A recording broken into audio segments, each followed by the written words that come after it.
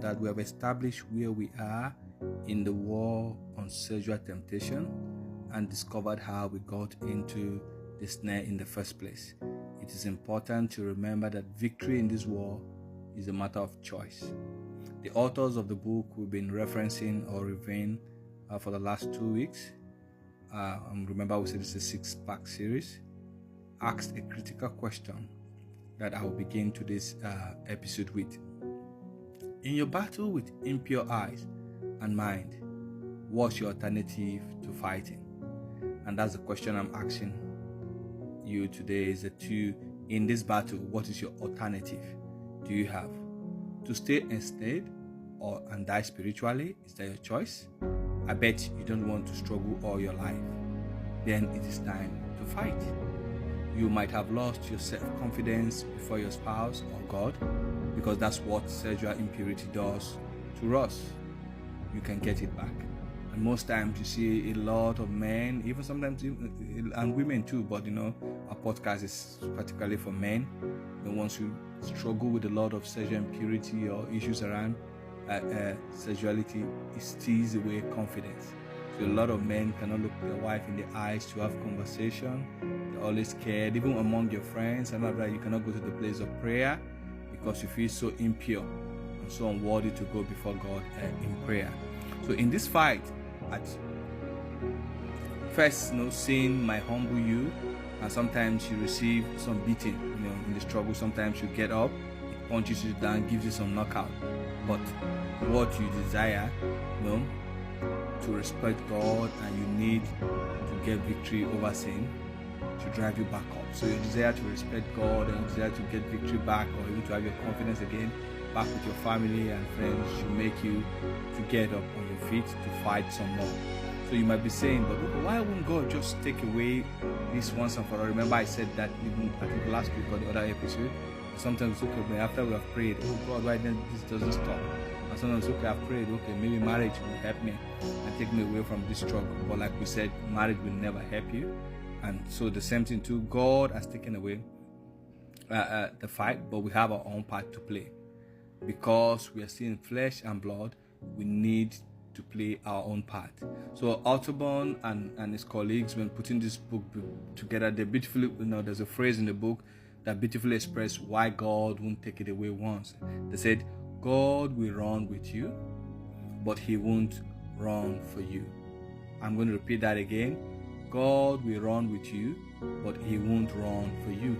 So it's very critical and important to know that God is with us in this battle, but he won't run for us. We have our own part to play as we continue to do this fight. So the difference between those of us that have won, will still win, because it's not the end of the battle.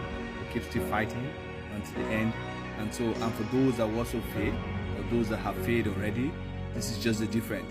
Those who have won and want to still win hated their impurity. The decision entering this battle is to win or die trying.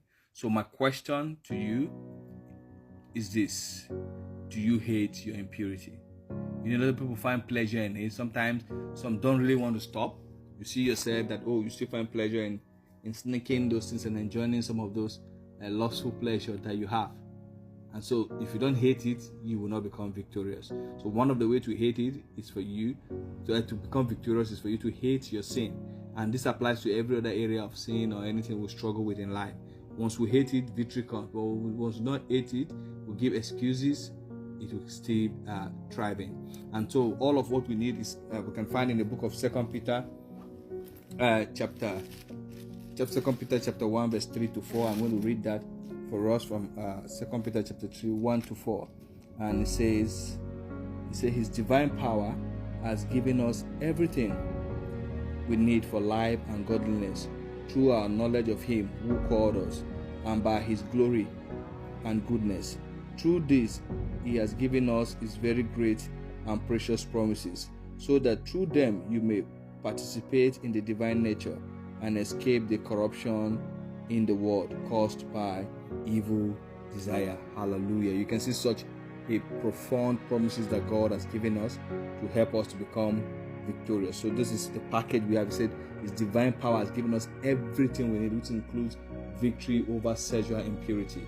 And so what a package. I pray that God will give us that grace to even tap into these resources that is available for us. So I would encourage you to take time, sit with 2 Peter chapter 1 verse 3 to 4, ponder over it beyond just sexual impurity, other areas of your life that you're struggling, that you need help from the Lord. Take time to reach out to Him. And we also need to know that it's not about just altar calls. You know, ask yourself, how many altar calls have you gone to? How many altar calls have you even created in your room and it's not yet working? So it's about you taking responsibility, hating your sin, taking that you need help, trying to build character, and also choosing holiness. And so to win will require sacrifice, intensity, and honor. And so before we end part 3 today, my question will be, what is your battle plan? Do you have a battle plan? I've asked a series of questions today, asking you, do you hate your impurity? No. What's your alternative to fighting? Have you given up? Do you still want to fight? Do you want to get back your confidence again to be able to have that free-flowing relationship with your wife and desire to always have those conversations with her, not hiding anything away? But the question that I'll be leaving you with today is, what is your battle plan? So the book, Every Man's Battle, shared 3 places that we need to build a wall of defense and that I will encourage you to adopt. We'll be speaking more on this battle plan by next week, but I just wanted to leave you with those 3 plans.